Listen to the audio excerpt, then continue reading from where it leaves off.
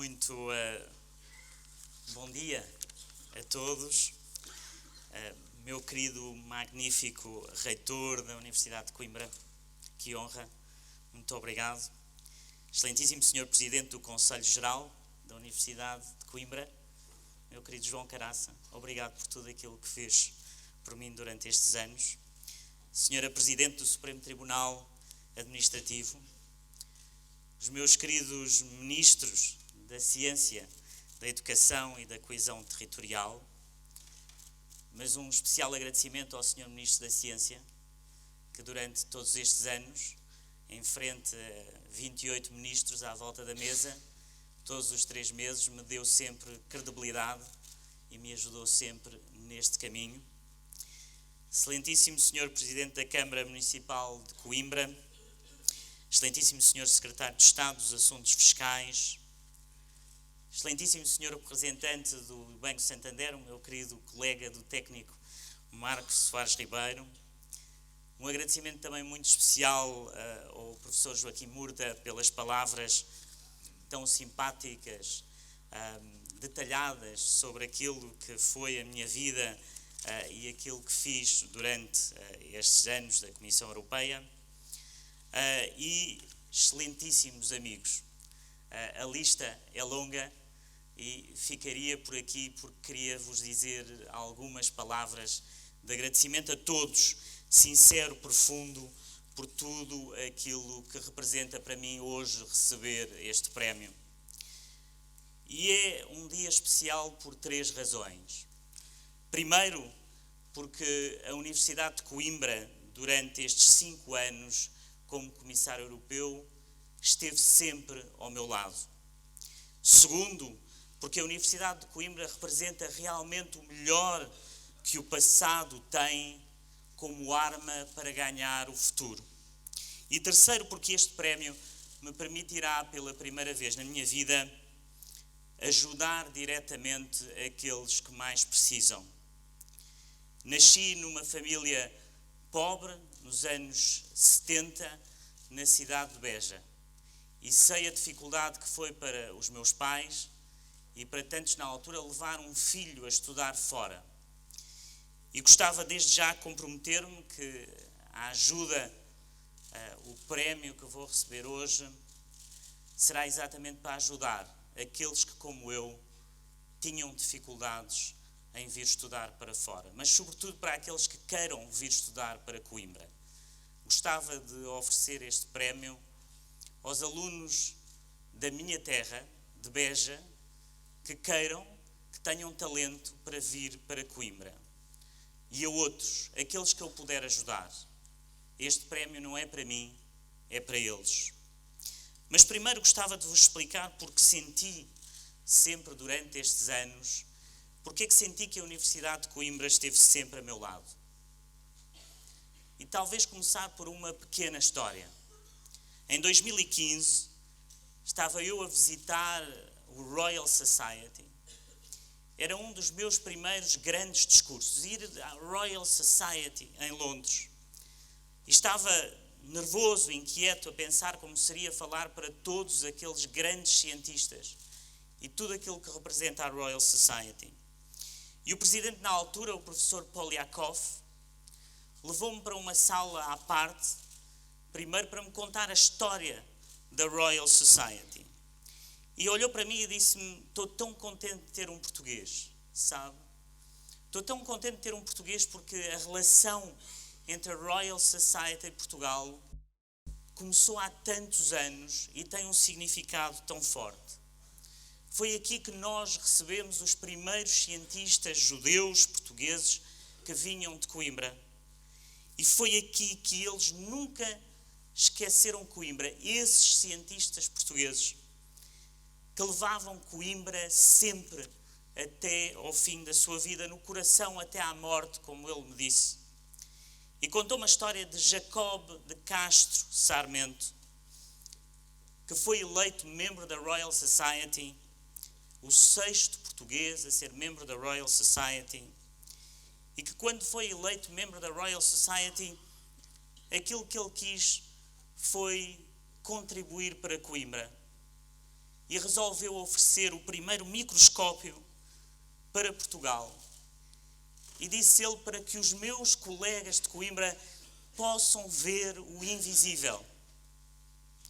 Foi o primeiro judeu a receber um doutoramento no Reino Unido. Mas a história de Jacob de Castro Sarmento é extraordinária. É extraordinária pela segunda razão pela qual penso que o futuro da Universidade de Coimbra está exatamente na sua capacidade de olhar para o seu passado e com esse passado ganhar o futuro. Jacob nasceu em Bragança, mas licenciou-se primeiro em arte na Universidade de Évora e depois em medicina na Universidade de Coimbra. E toda a sua vida foi feita exatamente entre esta interseção da arte, da ciência e da poesia. Foi ele que criou a chamada água de Inglaterra, que patenteou, que era uma água antimalárica com base em quinino. E para mim, Coimbra é exatamente isto.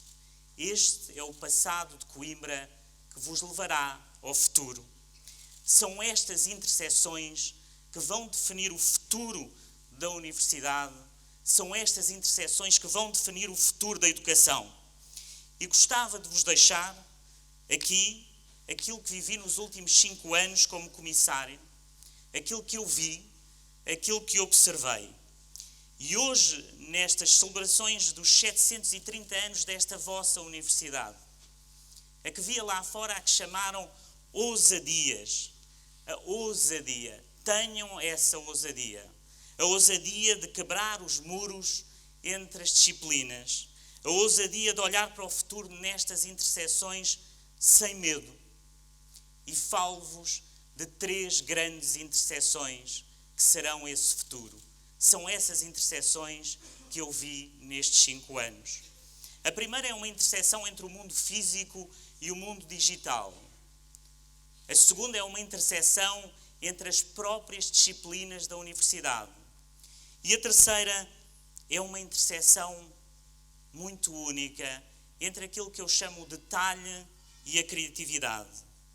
Mas comecemos pela primeira, a interseção entre o físico e o digital. Estes 5 anos permitiram-me exatamente ver que toda a mudança está nessa interseção. E o que é interessante é que muitos pensadores nunca acreditaram nessa interseção. Pensaram que o mundo digital ia criar-se por cima do mundo físico e que o mundo físico ia desaparecer. Alguns sociólogos, como Gilders, nos anos 90, diziam de uma forma extraordinária, e cito, as cidades são o legado da era industrial. Estamos a caminho da morte das cidades na sua forma física. Não podia estar mais errado. Senhor Presidente da Câmara, não podiam estar mais errados. A cidade física estará sempre lá. Mas ela estará na interseção, como o Senhor Presidente da Câmara sabe, e todos os senhores Presidentes da Câmara aqui presentes, nessa interseção entre o físico e o digital. E por isso a educação também vai estar nessa interseção. Ela não vai, como muitos pensaram, ser online, apenas à distância, apenas através do mundo digital. Ela vai estar exatamente nesta interseção, porque o contacto físico, esse não o podemos substituir. O mundo digital vai nos permitir, sim, aquilo que nunca podíamos no passado, que é chegar àqueles que nós não chegávamos. Chegar àqueles que estão tão longe do nosso mundo, por razões económicas, que nós não os conseguimos ver. Há uns anos contou-me um professor de Stanford, nos Estados Unidos, que tinha feito uma experiência extraordinária. Não só abriu o seu curso online para que os alunos de todo o mundo pudessem seguir o curso, mas decidiu mais do que isso. Decidiu que naquele ano ia deixar que quem quisesse no mundo assistisse ao seu curso e passasse o exame.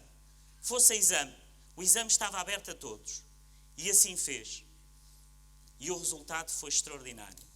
É que os alunos de Stanford, que são os melhores dos Estados Unidos, muito melhores do que todos os outros, é o melhor do melhor dos Estados Unidos, naquele exame, daquela disciplina, nos 20 melhores resultados daquele ano em que ele abriu a todos, não estava um único aluno das suas turmas.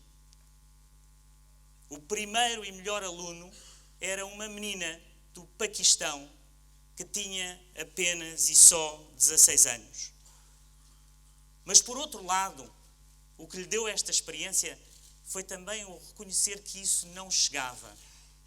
Não chegava porque o contacto, a experiência de viver em Stanford, de estar numa sala e de ter esse intercâmbio, ela só poderia ser feita no mundo físico. O tal conhecimento tácito que Polanyi nos falava nos anos 50, em que dizia que o homem é muito mais do que aquilo que diz, é muito mais do que aquilo que escreve. Se não fosse assim, não estaríamos nesta sala. Não valia a pena estarmos aqui, estaríamos em casa a ver através de um ecrã. Aquilo que levamos desta sessão, por ela ser física, por estarmos aqui, é único. Não se pode escrever, não se pode aprender. É esta nossa capacidade de estarmos em conjunto. O homem é realmente muito mais do que o digital. E digo-vos como um tecno-optimista, alguém que gosta da técnica, um engenheiro. As escolhas do futuro, como citava o professor Joaquim Murta, elas não são técnicas, elas são políticas, para que consigamos continuar a ter este mundo desta interseção entre o físico e o digital. A segunda interseção que vos falo é esta interseção entre as disciplinas. Esta interseção das disciplinas que é, de certa forma, hoje, um dos pontos mais importantes para o nosso futuro, mas que nunca nos podemos esquecer que, para ser muito bom na interseção dessas disciplinas, temos que ser muito bons nas próprias disciplinas. Aqueles que conseguem navegar na interseção das disciplinas são os melhores das disciplinas. E é verdade que foi isso que vi exatamente nestes 5 anos. Durante 5 anos tive a grande honra de assistir a todas as galas dos prémios Nobel. Todos os anos. E todos os anos via algo de extraordinário. É que quem ganhava o prémio Nobel numa disciplina, normalmente, não era licenciado nessa disciplina. Pensem nisto. Em 2018, aliás, Frances Arnold ganhou o prémio Nobel da Química. E no seu discurso dizia uma coisa extraordinária. O que ela tinha realmente gostado foi de estudar literatura russa, que estudou até à idade dos 25 anos. Depois foi engenheira aeroespacial, engenheira mecânica. E só com 30 anos passou para a engenharia química, só com 30 anos se especializou em engenharia química. E disse uma frase que vos quero ler, ela dizia no seu discurso: a diversidade da minha experiência faz de mim alguém muito diferente dos outros. Foi essa diferença que me fez estar aqui hoje convosco. E é essa diferença, essa interseção das disciplinas que nós temos que conseguir fazer e que uma universidade como Coimbra está tão bem posicionada porque a vossa história começou exatamente nessa interseção. Há 730 anos não tínhamos disciplinas. Tínhamos exatamente uma interseção fluida entre essas disciplinas. E é isso que vamos ver cada vez mais no futuro. Não me esqueço da minha visita à Carnegie Mellon, que na altura com o Manuel Leitor falámos bastante, em que um amigo comum, o Sr. Sorache, nos contava, quando eu visitei a universidade, que tinham decidido mudar, que naquele ano tinham decidido mudar porque ninguém ia para aquela universidade para tirar um curso X ou Y. O aluno chegava e desenhava o seu próprio curso.